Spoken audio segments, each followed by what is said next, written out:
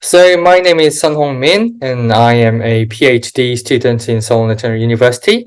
So my interest is so my main research area is fully homomorphic encryption or multi-party computation.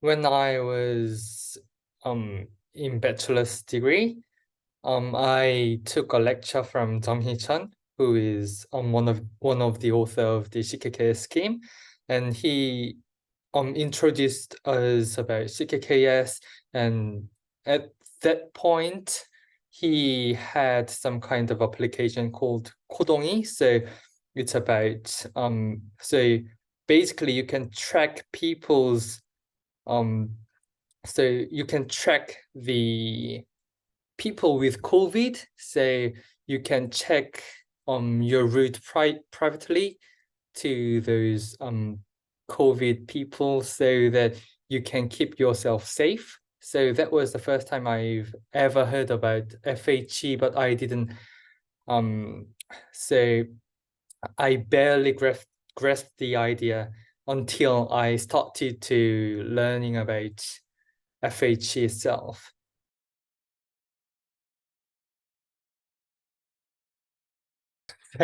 This is one of the hardest questions to answer, but I think it is very subjective to choose a best scheme, but I think I will go with TFHE because to be honest, BFV or BZV or CKKS, they are great schemes, but the um the bootstrapping procedure is not very noble, I think. I mean, so it's just squash the bootstrapping circuit as small as possible, and then you evaluate it. So it doesn't feel very special. But when you look into the TF-80 scheme, the bootstrapping procedure is very interesting because you take the monomials and you decrypt the input ciphertext of the exponent of a monomial. So that is very interesting in at the point of the mathematician. So I think I'll go with TFHE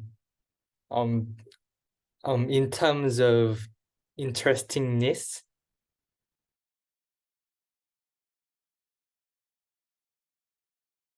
So when I was about to graduate, I wanted to work with something computer science related, and then I found my advisor, Yong-Soo Song, was finding some interns from mathematics department. So I applied to the internship and luckily I got accepted. So I started learning about FHE and soon I was mesmerized with the concept and all the like details of the FHE schemes because the polynomial ring and things are always what I was learning about, but it is very different from the view of the mathematician. It is more like construction and it is something about computer science. So that was the most interesting part when I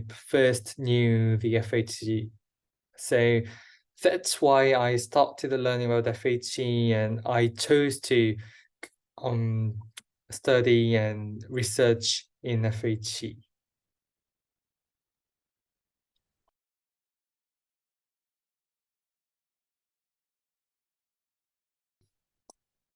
So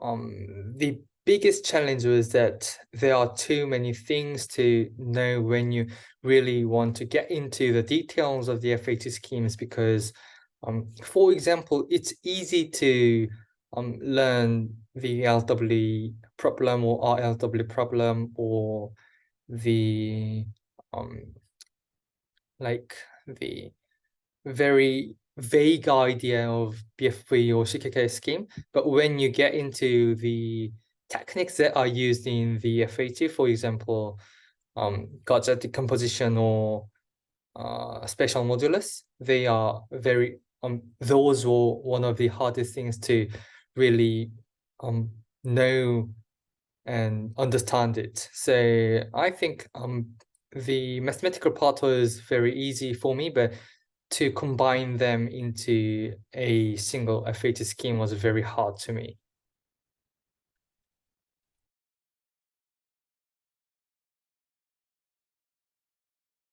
At this point, it is more like applications.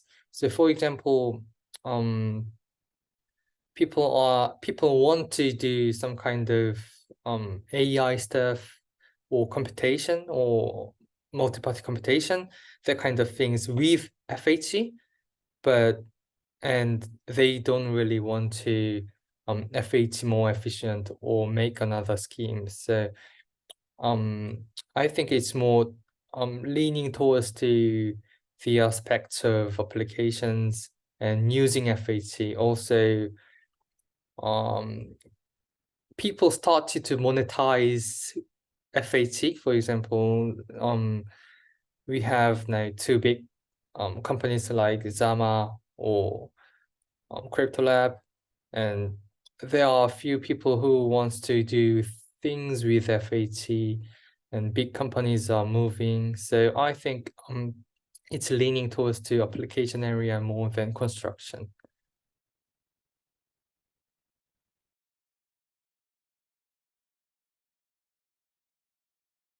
So, well, many people will say performance, so I think I will go with performance as well.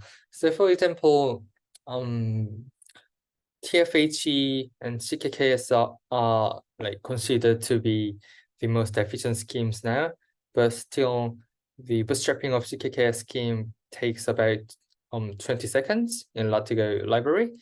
And I don't think it's very fast, because if you multiply numbers like 12 times or 14 times, then you need to do bootstrapping again and again. So basically, it is the biggest bottleneck of the FHE schemes. Also, TFHE, its bootstrapping is very fast, but if you do something with large data set, then you need to perform bootstrapping a lot of times, and then the overall time is just horrendous. So I think performance is the biggest challenge we have to improve and make it better.